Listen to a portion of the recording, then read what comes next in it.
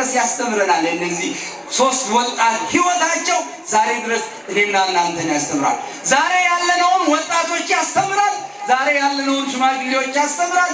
ዛሬ ያለነውን የሃይማኖት አባቶች ያስተምራል። ዛሬ ያለውን ሁሉ ያስተምራል ማለት ነው።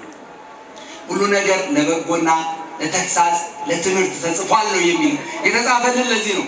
እነዚህ ሶስት ወጣቶች በእውነት አለመስገዳቸውን ነገረ ሰሪው ሲሰራ ደግሞ የሚገርመው በንጉሥ ቤት ደግሞ የታመኑ ናቸው። እነዚህ ልብ በሉ ስንት ጥቅም እንደሚተው ጥቅም እንኳን ይቀራል ማለት ነው። ስለ ሃይማኖት ገብቷችኋል አይደል? የንጉሱ የናቡከደነጾር ባለሟሎች ጭምር ናቸው። እነዚህ ሶስቱ ህፃናት ተመርጠው ነው እዛ ባለሟል የሆኑ ባለሟሎች ሆነው የሚያገለግሉ ናቸው። ንጉሱ ሲሰማ ተናደደ። ለምን? የቅርቡ ሰዎች ናቸው። እዛ ባለሟል አገልጋዮቹ ሆነው ተሰደውም ቢመጡ በንጉሱ ዘንድ በስራቸው ምንድን ናቸው? ታማኝ ናቸው። አንድ ነገር እዚህ ጋር እንማራለን። በስራችን ባለንበት ቦታ ምን እንድንሆን ያስፈልጋል? ታማኝ መሆን ያስፈልጋል።